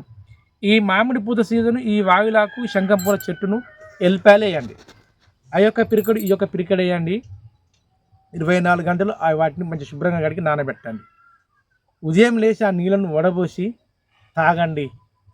100% మన శరీరంలో సప్తధాతుల్లో కలిసిపోయి ఎప్పుడైతే మనం స్రవిస్తుందో జీర్ణాశయం నుంచి ఆటోమేటిక్గా కలిసిపోయి జీర్ణాశయంలో తిన్న ఆహార పదార్థం మెత్తడు గుజ్జులాగా, చిలకలా గొట్టి కవ్వలాగా చితకగించి చిన్న పేగు నుంచి మొదలుకుంటే దాదాపుగా పెద్ద పేగుల్లోకి జీర్ణమై పావి నుంచి బయటకు వచ్చి మొత్తం శరీర భాగంలో మనకు 60-70% ఉన్న యొక్క నీరు శాతం ఆటోమేటిక్గా స్వేచ్ఛమైనగా నిర్మలంగా ఉండి ఆ వ్యాధులు తగ్గే అవకాశం దీని 100% వాటిని అందరూ ఉపయోగించుకోవడానికి ప్రయత్నం చేయాలని అని చెప్పబోయేది. దీనే జల త్రివర్ణ పత్రం అంటారు. దీని ఏంది? జల అంటే 3, త్రివర్ణ అంటే ఏంది? 3. ఏది? ఒకటి మామిడి పువ్వు, ఒకటి ముత్క, నీళ్ళు శంఖం పూల చెట్టు ఏదైనా ఉన్నది వావిలాకు. ఇవి 3 కలిసి లేక ఓపుకుంటే నీకు ఎల్లిపాయలు లేకుండా ఈ 3 అయితే ఖచ్చితంగా కలిసి జలంలో కలుపుకొని ఉన్నా లేక జలంలో వాటిని వేసుకొని మనం కనుక వాటిని ఆస్వాదించిన కడిగిన 100% తగ్గే అవకాశం ఉంటుంది. అది చేసడానికి ప్రయత్నం చేయాలి. అది ఎలా చేద్దాం? ఒక భాగంలో ఒక చరిత్ర చెప్పినప్పుడు తర్వాత భాగంలోకి వెళ్ళిపోదాం. దాదాపుగా 1945 ఆగస్టు 15వ తారీఖున మన స్వతంత్రం వచ్చింది. వచ్చే ముందు ఇది జరిగిన కథ, నిజమైన కథ, ఇది యథార్థన కథ నేను తీసుకున్నాను. మంచిగా ఆయుర్వేద అమ్మార. ఒకటే గ్రామంలో ఒకటే కుల వ్యవస్థ. ఇప్పుడు కుల వ్యవస్థతోనే మన యొక్క దేశం ఈ విధంగా మనం వెదజల్లుతుంటూ వచ్చింది. ఆ ప్రాంతంలో అనేక వ్యాధులు, 100% అనేక వ్యాధులు. ఆ రోజు ఏముందండి, దాదాపుగా కత్తెరలని, భయంకరమైన చర్మ వ్యాధులని, మచిచని వ్యాధులు వచ్చినాయి. వాటన్నిటిని ఏం చేసేది? కొన్ని వచ్చిన తర్వాత, స్వతంత్రం వచ్చిన తర్వాత మన భారతీయులే కొద్దిగా ఎదిగి ఈ యొక్క ఆయుర్వేదంలోని ఒక పదార్థాలంగా తీసుకొచ్చి హోమియో మందు తయారు చేసి ఆ హోమియో మందుతో దాదాపుగా కొన్ని మచికి వ్యాధులు దూరం పెట్టారు. అది 100% వాస్తవం కదా? ఇది 100% వాస్తవం. అది ఏం చేశారు? 1947 ఉత్తర భారతదేశం, ఉత్తరప్రదేశ్లో ఉత్తరప్రదేశ్లో గడాక్ అనే ఒక గ్రామంలో ఎప్పటికీ ఒకటే వ్యాధి. ఏ వ్యాధి? కాళ్ళు చేతులు సత్వాయి కింద పడిపోవడం. ఎంత పెద్ద చిన్న వయసులోనే ఎంత అయినా కానీ ఆ వ్యాధితోని, అంటే ఆ ప్రాంతంలో నివసిస్తున్న యొక్క ప్రాంతాన్ని బట్టి వాళ్ళు తీసుకునే ఆహార పదార్థాన్ని బట్టి ఆటోమేటిక్గా ఆ ప్రాంత ప్రజలు మొత్తం అక్కడనే ఆ గడాక్ అనే గ్రామంలో వాళ్ళు ఏం చేస్తున్నారంటే వేరే ప్రాంతానికి ఎప్పుడైతే వ్యాధి సోకుతో వేరే ప్రాంతానికి వెళుతారో ఆ ప్రాంతంలోకి వేరే పదార్థాలను బతుకుతున్నారు, తిరిగి మళ్ళీ ఆ గ్రామాన్ని చేరుకుంటారు. ఆ చేరుకునే క్రమంలో అక్కడికి వచ్చిన తర్వాత యుక్త వయసు వచ్చిన సంతానాక ఆ పుట్టిపోయే బిడ్డ కూడా నడువులు పడిపోతున్నాయి. మళ్ళీ అదే ప్రాంతం నుంచి వేరే ప్రాంతం వెళ్ళాక ఆటోమేటిక్గా వాళ్ళు నడువులు లేకుండా మళ్ళీ కొద్దిగా యుక్త వయసు వచ్చిన తర్వాత, మళ్ళీ యవ్వన వయసు వచ్చిన తర్వాత ఆ కాలం అంటే ఆ ప్రాంతం వదిలి ఇంకా వేరే ప్రాంతానికి వెళ్ళినప్పుడు ఆటోమేటిక్గా వాళ్ళు ఆరోగ్యవంతంగా నడగలుగుతున్నారు. అంటే ఎక్కడున్నది అంతా? ఆ ప్రాంతంలో ఏ ప్రాంతానికి అంటే వ్యాధికంగా ఆ ప్రాంతం సోకుతుందో ఆ ప్రాంత ఆహార పదార్థాలు కనుక తీసుకుంటే 100% ఏముంటుంది అన్నమాట, అక్కడ వ్యాధికి లోనై శరీరంలో లేవలేని స్థితిలో ఉన్నారు. ఎప్పుడైతే ఆ ప్రాంతం వదిలి ఒక 2 సంవత్సరాలు, 90 రోజులు లేక 3 సంవత్సరాలు, 100 రోజుల కనుక దూరం అయిందో ఆటోమేటిక్గా ఏమవుతుందండి? ఆటోమేటిక్గా మార్పు చెందుతుంది. అంటే చూడండి, మన శరీరానికి ఒక ధర్మం ఉన్నది. నేను ఇక్కడ నిలబడ్డా, ఈ నిలబడ్డ ప్రాంతాన్ని ఏం చేసిన ఆటోమేటిక్గా ఒక గంట సేపు నిలబడ్డా అనుకోండి, ఇక్కడ నాకు ఏదైనా ఒకటి ఎలర్జీ లాగానో దోమల లాగానో ఉంటే నేను ఇంచుని వదిలి వేరే ప్రాంతం పోతే ఉంటుంది, దాని వచ్చిన యొక్క క్రిమికిట్ బ్యాక్టీరియా మన మీద వర్తింప చెందది, ఆటోమేటిక్ మన శరీరం ఆధీనంలోకి వస్తుంది. అదేవిధంగా ఆ ప్రాంతంలో ఎంతోమంది పరిశోధన చేస్తున్నారు. ఏంది ఇక్కడ జరిగింది? ఏంది? మన స్వతంత్రం వచ్చింది భారతదేశ వ్యాప్తంగా కొన్ని ప్రతిష్టాత్మకంగా తీసుకొస్తున్నారు. దాన్ని ఏ విధంగా ఆ గడక అనే గ్రామంలో చేస్తుంటే దాన్ని ఎవరు పట్టించుకుంటే ఏం చేయాలి? అప్పుడు ఒక గాంధుడు అనే ఒక వ్యక్తి తన చెట్ల నుంచే ఒక విధమైన భావన కలిగొచ్చాడు. ఏం చేయాలి? ఒక మట్టిని, ఇది మంచిదండి ఆయుర్వేదం మనరా, ఒక మట్టిలో ఆ మట్టిలో ఏం చేసిండంటే భావన ఏం చేయాలి, ఈ గ్రామం మనం ఏం చేయాలని ఏం చేసిండు, ఆటోమేటిక్‌గా నీరు నిలువున్న ప్రాంతానికి వెళ్ళి దాన్ని మొత్తం తవ్వి ఎక్కడ ఆ మట్టి ఎక్కడ వరకు ఉంటుందో ఆ నీరు నిలువ ఆ ప్రాంతానికి మొత్తం తవ్వి ఆ గుంటలాగా చేసి ఆ మట్టికి కింది అడుగు భాగమున వేరే గట్టి ఒండ్రు మట్టి తీసుకొచ్చి ఆ యొక్క ఆ కింద మట్టికి అంటే మట్టిలో ఏం చేసిండు, ఆ కింద నీళ్లు ఇంకకుండా దాన్ని మెత్తలాగా పెట్టి కొన్ని రోజుల వరకు కొన్ని నెలల వరకు కొన్ని రోజుల వరకు దాదాపుగా మామిడి పూత, ఈ వావిలాకు మరియు ఇదేంటండి శంఖం పూలు, నాటు ఆవు మూత్రము, ఎలిపాయలు, ఇది మంచిగా ఆయుర్వేద ఈ ఎలిపాయలు పెట్టి దానికి పక్కకు ఏం చేసిండు, కొన్ని మంటలు పెట్టి ఏం చేసిండు, ఆ నీళ్ళను వేడైన దాకా మంట పెట్టడం మొదలుపెట్టి తినే పంచామృత ఆవిరి అమృతం. ఇది మంచిదండి. అది ఎలా? ఒక మట్టితోని ఉన్న ఒక గుంటను, ఆ గుంటలో నీళ్ళు అట్టే ఉంచి అవి ఇంకిపోకుండా ఉంచి ఆ చుట్టూ ఒండుగా గట్టిమైన ఒక మట్టిని ఆ మట్టి గుంటకు ఆ గోడలు ఇంకిపోకుండా వేరే ఒండ్రు మట్టి తెచ్చి దాన్ని ఏం వేసారు, తగినంత ఆవిలాకులు, తగినంత దీనేమంటారు మామిడి పూత, శంఖం పూలను, దాని తగినంత ఎల్లిపాయలు, ఆవు నెయ్యి, అప్పుడు ఆవు నెయ్యి దొరకకుండా అప్పుడు ఆవులు ఎక్కువ కదండి, ఆవు మూత్రాన్ని గిట్ట తీసుకొచ్చి చుట్టూ మంట పెట్టి ఆ నీళ్ళు వేడెక్కినాక ఆటోమేటిక్గా ఆ నీటిలో ఉన్న నీళ్ళను చల్లార్చినాక ఎన్ని రోజులు పెట్టింది, దాదాపుగా 21 రోజు 41 రోజు పెట్టి ఆ నీరు చల్లారినాక ప్రతి ఒక్కరూ ఆ గ్రామంలో ఎవరైతే ఆ నడువులు పడిపోయి పక్షవాతం పడిపోయి లేదంటే ఆ అనారోగ్యానికి ఎవరైతే గురవుతారో వాళ్ళందరినీ ఈ ద్రవాన్ని ఇచ్చి తాగడం మొదలుపెట్టిందండి. ఏం చేసిండు, ఆ యొక్క వ్యక్తి ఆ యొక్క నీళ్లను ఈ మట్టి పంచామృతం ఒక ద్రవాన్ని గాంక వేడి చేసి గాంక ఎప్పుడైతే మొదలుపెట్టిండో ఆ యొక్క ఆశ్రయించిన ప్రతి జీవి, ప్రతి మనిషి ఆటోమేటిక్గా నడవడము.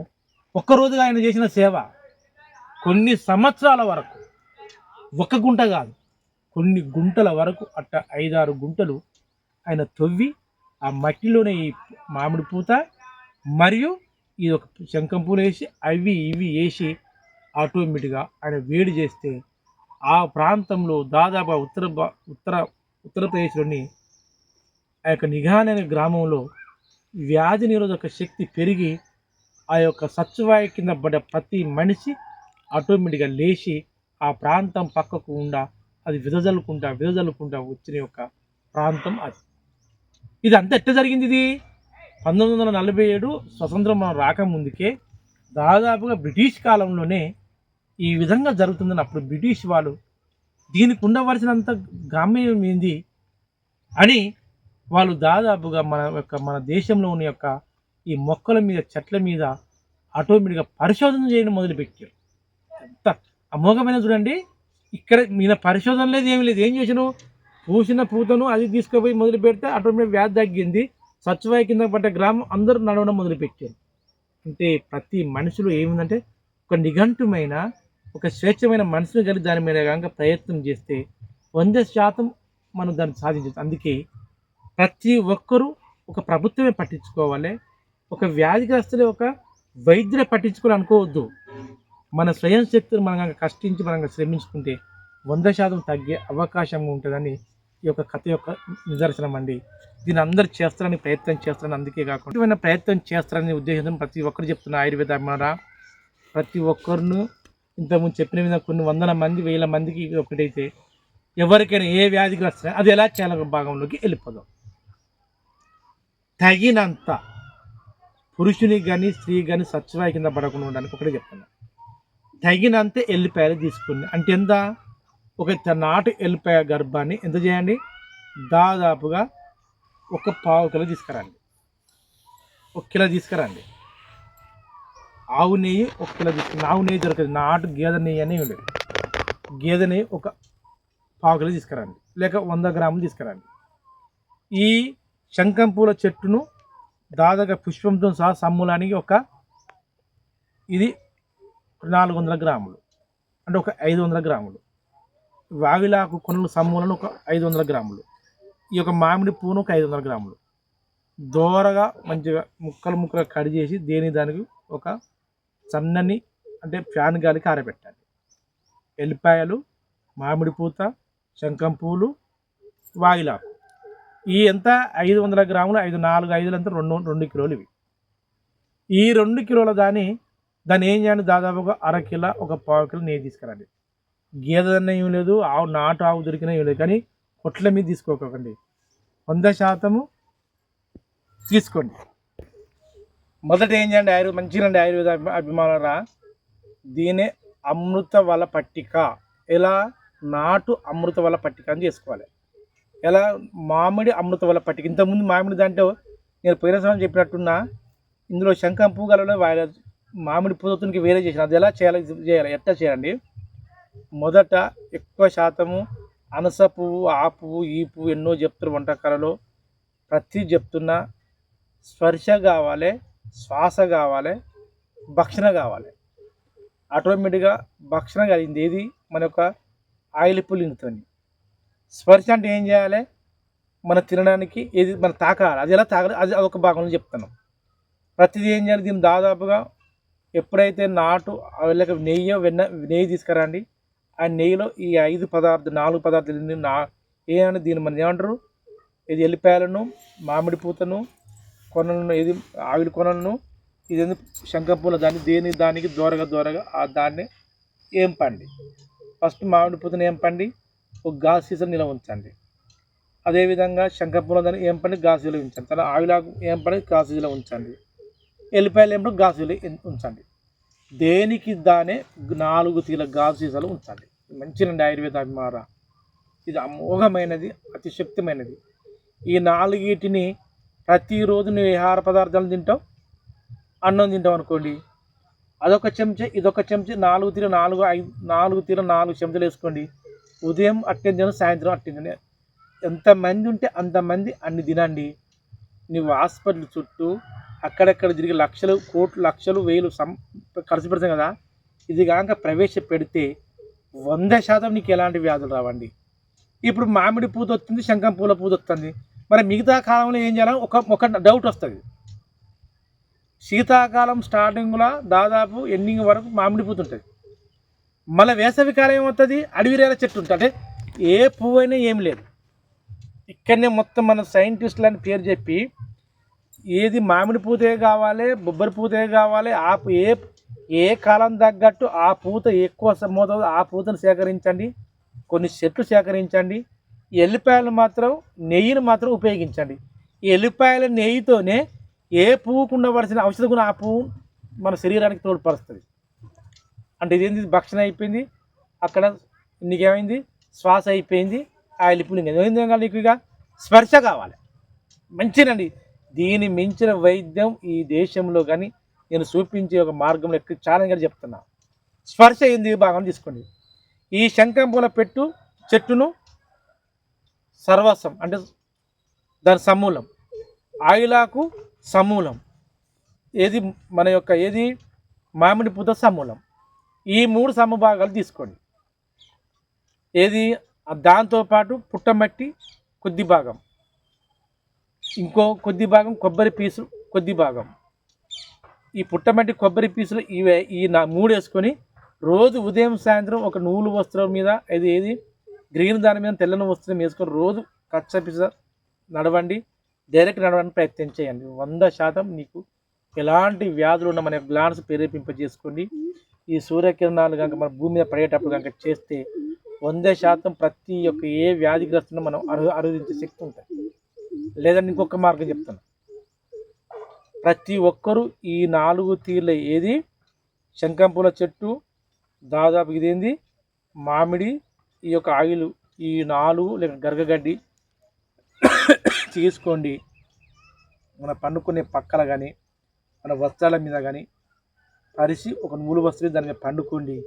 100% మన చర్మంలోకి స్వేదరంధ్రంలోకి ఈ యొక్క ఔషధ గుణాలు ఇంకిపోయి మనం తీసుకోవాల్సిన ఆహార పదార్థాలు మన శరీరంలో సప్తధాతులు కలిసిపోయి నీకు ఎలాంటి వ్యాధులున్నా 100% నేను ఇంతకుముందు చెప్పిన ఒక ఏనుగు కథలాగా భూమి గురుత్వాకర్షణ శక్తి ఆ యొక్క మన పంచభూతాల్లో ఉండవలసిన భూమి సూర్య చంద్ర భ్రమణాన్ని ఎప్పుడైతే ఈ పంచభూతాలకు అనువర్తింప చేసుకుంటావో 100% ఆ దాని ఈ జీవుల ప్రపంచంలో ఉన్న ప్రతి పక్షి జంతువులకు ఎలాంటి వ్యాధులు రాకుండా వ్యాధి నిరోధక శక్తి పెరుగుతుందో మనం కూడా ఎక్కువ శాతంగా పెరుగుతుంది.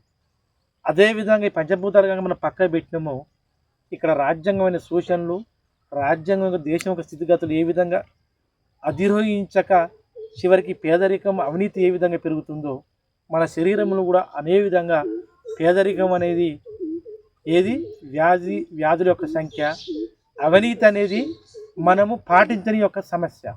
అందుకే ఇక్కడ దేశ పరిస్థితి అస్తవ్యస్తకు దిగజారుతుంది. ఆ దేశం అనే ఒక ప్రాంతం, ఒక రాష్ట్రం, ఒక ప్రాంతం అనే మన శరీరం చివరికి వ్యాధిగ్రస్తులతో మనకు అస్తవ్యస్త దిగజారుతుంది. ఇది వాస్తవం కాదు. ఒక్కసారి ఆలోచించండి. ఆయుర్వేద అభిమానులారా, అందరూ ఆలోచించడానికి ముక్తకంఠంగా మేము ప్రార్థించి మిమ్మల్ని వేడుకునేది ఒకటి. మన దేశం అనేది సమగ్రతమైన దేశం. మన భారతదేశం అనేది ప్రజాస్వామిక దేశం. అందుకు ఎంతమంది ఈ కోటాను కోట జనాభా ఉంటారో వాళ్ళందరినీ, పాలక వర్గాన్ని, ప్రభుత్వ అధికారులను, అంతేకాకుండా మొన్నగాక మనకు స్థానికంగా ఏర్పడిన ఒక సర్పంచ్ వర్గాన్ని కానీ, ఎమ్మెల్యే వర్గాన్ని ప్రతి ఒక్కరికి నేను శిరస ఉంచి, వార్డు మెంబర్లు, సిబ్బంది ప్రతి ఒక్కరికి, ప్రపంచ వాసులందరికీ నేను శిరస ఉంచి మేము ప్రార్థించేది ఒకటి: చెడును అరికట్టాలి, చెడును తొక్కాలి, చెడుని ఎదగనిగద్దు. అంటే భూతాకాలము, భవిష్యత్తు కాలము, వర్తమాన కాలము. ఎప్పుడైతే మన కళ్ళ ముందు అన్యాయం జరుగుతుందో దాన్ని ఎదిరించండి. ఎప్పుడైతే అన్యాయానికి దారి తీస్తుందో దానికి ఎదిరించి దాన్ని ఎదగకుండా చేయండి. ఎప్పుడైతే అన్యాయం ఎదజల్లుతుందో దాన్ని తొక్కి పెట్టండి. అలా అయినప్పుడే మనం 100% ఈ ప్రపంచంలో మన దేశంలో ఉన్న యొక్క నాగరికంగా ఉండవలసిన ఒక ప్రజాస్వామిక వ్యవస్థ, రాజ్యాంగం బతుకుతుంది. ఎప్పుడైతే దీన్ని తరిమి కొట్టలేదో ఈ దేశం యొక్క సమగ్రతను, ఈ దేశం యొక్క సంపద చివరికి శూన్యంగా దిగజారి మన భావితరాల వరకు మనకు ఎలాంటి ఒక సూచన ఇవ్వకుండా మన భవిష్యత్తు కాలంలో మన భారతదేశం అతి తక్కువ కాలంలోనే ఎక్కువగా దిగజారి మత్తు పానీయాలకు, అంతేకాకుండా మద్యానికి, అవినీతికి ఎక్కువగా వెదజల్లి ఈ దేశం ఎంతవరకు ఇది ఉంటుందా? మన పూర్వీకులకు మనం సంపాదించిన సంపద మనం చూడగలుగుతామా? మన పిల్లలకు మనం చూడగలుగుతామనే భయభ్రతులకు చెందుతుంది.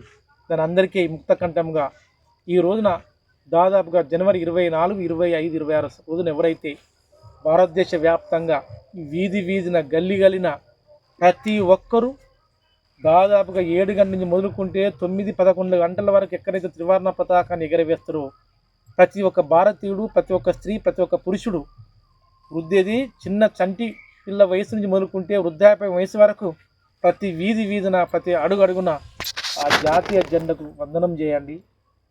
ఆ జనగణమన ఆలకించండి, చేయండి, మీరు పలకండి. ఆ జాతీయ జెండాకు సలీటు కొట్టం వందనం, నమస్కారం చేయండి. అలా చేసినప్పుడే మన భారతదేశ ఉనికి, మన భారతదేశ స్థితిగతులు ప్రతి ఒక్కరికి అర్థమవుతుంది. ఎప్పుడైతే ఆ పరిస్థితి రాలేదో ఇప్పుడు దాదాపుగా 1947 ఆగస్టు 15వ తారీఖున స్వతంత్రం వచ్చినాక దాదాపుగా 1995, 2000 వరకు, 2002 వరకు అంటే 20-23 సంవత్సరాల వరకు దేశం యొక్క స్థితిగతులు, దేశభక్తి అనేది అందరికీ చాటిస్తుంది. కేవలం ఈ యొక్క 20 సంవత్సరాల నుంచి ప్రతి ఒక్కరూ చదువు ఉన్న వ్యక్తి, చదువు రాని వ్యక్తి, యువకులు కనీసం త్రివర్ణ పతాకాన్ని కన్నా దగ్గరికి వెళ్ళి సలీటు కొడతలేరండి. అప్పుడు దాదాపుగా ఒక 20 సంవత్సరాల క్రితం నేను చదువుకునే సమయాన్ని కనీసం ఒక 4 నడిచే కుడలికాడ యువకులు వచ్చి దాదాపుగా కొందరు వచ్చి మనిషి ఒక 10 రూపాయలు, 5 రూపాయలు, 100 రూపాయలు వేసి ఆ జెండా వందనం సంబంధించిన జెండాకరణ కొనకరావడం, ఆ జెండా త్రివర్ణ పతాకాన్ని కొనకరావడం, కొన్ని జాతీయ సంబంధించిన కొన్ని భావనలు చెప్పి ప్రతి యువకుల్లో స్పందన వచ్చి ఆ రోజున యువకుడు మత్తుపానీల బానిస కాకుండా జాతీయత భావన కలిగి జెండా వందనం పండుగ చేసేదండి. కానీ ఈ రోజున యువకులు ఏం చేస్తుందో తెలుసా? ఎక్కడ బిర్యానీ ఉంది, ఎక్కడ మందు ఉంది, ఎక్కడ బీరు ఉంది, ఎక్కడ క్వార్టర్ ఉంది, ఎక్కడ మందు ఉంది తాగుతామని అయాసంగా ఆవేదన పడి దేశభక్తి అంటేనే ప్రజల్లోకి తెలియకుండా పోతుంది. ఎప్పుడైతే పిల్లగాడు చదివిన పిల్లగాడు ఇంట్లో కనుక పట్టించుకున్నప్పుడు తల్లిదండ్రులు కూడా తెలియకుండా పోతుంది. అందుకే మిమ్మల్ని అందరినీ ప్రార్థించేది ఒకటి, ప్రతి వార్డు మెంబరు, ప్రతి సర్పంచ్, ప్రతి ఉద్యోగి, ప్రతి పురుషుడు, ప్రతి ఒక్క స్త్రీ దేశభక్తి అంటే ఏంటిది, దేశం దేని గురించి, మన దేశంలో ఈ విధంగా జరుగుతుంది, దేశ స్థితిగతులు ఏంది అని ఎప్పుడైతే ఒక తల్లి తన కుటుంబ బాధ్యతను, తన కుటుంబ స్థితిగతులను పిల్లలకు తల్లి వివరించాలి, పిల్లలు తల్లికి వివరించాలి, తల్లిదండ్రులకు వివరిస్తేనే ఆ కుటుంబం బాగుపడ్డట్టు. ఈ దేశంలో ప్రతి పౌరుడు, ప్రతి యువతి యువకులు, ప్రతి ఒక్క వ్యక్తి, ప్రతి ఒక్క నాయకుడు తమ తమ స్థితిగతులను తగ్గట్టు దేశం గురించి ఆలోచించి, ఈ దేశంలో ఉన్న సమగ్రత ఏంది, చెడు ఏంది, మంచి అని ఆలోచించి ప్రతి అవగాహన పరిచి ఈ యొక్క జాతీయ జెండాకు వందనం చేసినప్పుడే దేశ సమగ్రత పెరుగుతుందన్న యొక్క విశ్వాసం. ఇది 100% విశ్వాసం. నేను అదే విధంగా చేస్తున్నా. అదే విధంగా నా సొంత ఊర్లో అయినా కొద్ది మాత్రం స్పందన తీసుకోగలతో ఇంకా తీసుకొస్తా. అందరూ మా గ్రామ ప్రజలు కానీ అందరూ నాకు సహకరిస్తున్నారు. అందరూ ప్రతి ఒక్క పాలక వర్గం కానీ, సిబ్బంది కానీ, ప్రతి యువతి యువకులు ప్రతి ఒక్కరు సహకరిస్తున్నారు. అట్టా ప్రతి గ్రామంలో ఎదజల్లాలి. 26 జనవరి వచ్చిందంటే దాదాపుగా ఆ రోజు ఉదయం 6 గంటల నుంచి మొదలు 7 గంటల నుంచి మొదలుకుంటే 12 గంటల వరకు ఆ రోజు మొత్తం దేశ స్థితిగతులను, జాతీయ జెండా గొప్పదనాన్ని, మన జాతీయ జెండాకు అంకితం చేసిన మన యొక్క రాజ్యాంగాన్ని గొప్పగా అంకితం చేసిన అంబేద్కర్ గారి యొక్క విశ్వాసాన్ని, మన జాతి నాయకులను, మన భారతదేశ స్వతంత్ర సమరంలో పాల్గొన్న మహానాయకుల చరిత్రను ఎంతోమంది రక్తమడులో నా తల్లి అంటే నా యొక్క భారతమాత అట్టడిగిపోతుంది. భరతమాతలో ఉన్న యొక్క ప్రజలు, అణగారిన వర్గాలు, అంతేగాని పేదరికాలు ఎంతోమంది ఈ దేశంలో పరాయి పాలకులతోని ఇబ్బందులు పడుతున్నారు. ఎంతోమంది ప్రాణత్యాగం చేసి తన రక్తం స్పందించి ఇచ్చిన యొక్క స్వతంత్ర సానుభూతి, స్వతంత్రం యొక్క ముద్దే మన రాజ్యాంగం. అలాంటి రాజ్యాంగాన్ని మనం కాపాడుకుంటామా, ఒకసారి ఆలోచించండి. ఆయుర్వేద అభిమాన ప్రతి ఒక్కరు కాపాడుకునే ఆశయంతో మిమ్మల్ని మనసావాయిత కర్మతో కూరుకుంటూ, అంతేకాకుండా నేను ఏ మొక్క చెప్పినా, ఎవరేం చెప్పినా కానీ ఆచరణ వేరు, అనువర్తన వేరు, పద్ధతి వేరు చేయకండి. ఆచరణ ఒకటే, అనువర్తనం ఒకటే, పద్ధతి ఒకటి ఉన్నప్పుడే 100% మనం సక్సెస్ అవుతాం. రాజ్యాంగం పద్ధతి వేరు, పరిపాలన విధానం వేరు, ప్రజల్లోకి తీసుకొచ్చే విధి విధానాలు వేరు. అప్పుడు రాజ్యాంగం అభివృద్ధి చెందుతుంది, 100% అభివృద్ధి చెందుతుంది. దేశ సమగ్రత అభివృద్ధి చెందాలంటే పరిపాలన ఏకదాటిగా ఉండాలి, అనువర్తన ఏకదాటిగా ఉండాలి. ఆ ఫలాలు కూడా ఏకదాటిగానే ప్రజలకు అందితే ఆ దేశం 100% అభివృద్ధి చెందుతుంది. అలా చెందకనే అక్కడ దేశం దిగజారుతుంది. మనం అనువర్తింప చెందకనే మన శరీరం అనే దేశం దిగజారుతుంది. అందరూ అనువర్తింప చేసుకుని మంచి ఆయుర ఆరోగ్యాలతో ఉండాలని, అంతేకాకుండా మన జరగబోయే గణతంత్ర దినోత్సవ వేడుకైన జనవరి 26వ తారీఖున దాదాపుగా 75 సంవత్సరాలు ముగించుకొని 76వ సంవత్సరం అడుగు పెడుతున్న గణతంత్ర దినోత్సవ వేడుకలు ప్రపంచ వాసులందరికీ శుభాకాంక్షలు తెలియజేస్తూ మరొకసారి అందరూ ఈ యొక్క స్వతంత్ర సమయంలో గణతంత్ర దినోత్సవం పురస్కరించుకుని ప్రతి ఒక్క ఆఫీసులో, ప్రతి ఒక్కరు, ప్రభుత్వ అధికారులు, పాలక వర్గులు, ప్రతి ఒక్కరూ జెండా ఎగరవేసి ప్రభుత్వ ఆసుపత్రుల్లో కానీ, ప్రభుత్వ పాఠశాల కానీ, ప్రభుత్వ ఆఫీసులో కానీ, ఎక్కడైనా కానీ మన జాతీయ చెట్టు అయిన మర్రి చెట్టు నాటండి. ఎందుకో తెలుసా? మర్రి చెట్టు ప్రాథమికంగా చెట్టు ఉన్న మన దేశం ఎప్పుడైతే మర్రి చెట్టును కోల్పోయినామో, మన దేశంలో ఉండవలసిన ఉపరితల భాగము, ప్రపంచంలో భూగోళం మీద ఉపరితల భాగము సమతుల్యంగా అది చల్లదనం ఇయ్యక వేడిగా ఎక్కువడం వల్ల భూమి ఎక్కడికక్కడికి స్పందింపజేసి శీతాకాలంలో అనుకూల దానికంటే శీతలం ఎక్కువగా ఉంటుంది, వేసవి కాలంలో అనుకూలమైన వేడి ఎక్కువగా ఉంటుంది, వర్షాకాలం ఎక్కువగా అనుకూలవంత వర్షాలు ఉండక ఎక్కువగా ఉంటుంది, అన్ని అధిగమించి అనావృష్టి కలిగి ఉంటుంది. అలా ప్రతి ఒక్కరు కాకుండా మన యొక్క శరీరంలో అనావృష్టం కలిగి ఏ విధంగా అనారోగ్యం దారితీస్తుందో ఇప్పుడు పరిస్థితి కూడా అదే విధంగా దారితీస్తుందని ఆశించుకుంటూ అందరూ మొక్కలు నాటడానికే ఈ యొక్క 76వ గణతంత్ర వేడుకలు అందరూ పాల్పంచుకోవాలి. అందరూ ఘనంగా ఈ జెండాను ఎగరవేయాలి, అందరూ గౌరవించాలి. ప్రతి ఒక్క పాలక వర్గం చేయాలని ఆశించుకుంటూ మీతో సెలవు తీసుకుంటూ, అంతేకాకుండా ఆయుర్వేద అభిమాన ప్రతిదీ అమోఘమే. ప్రకృతిని కాపాడదాం.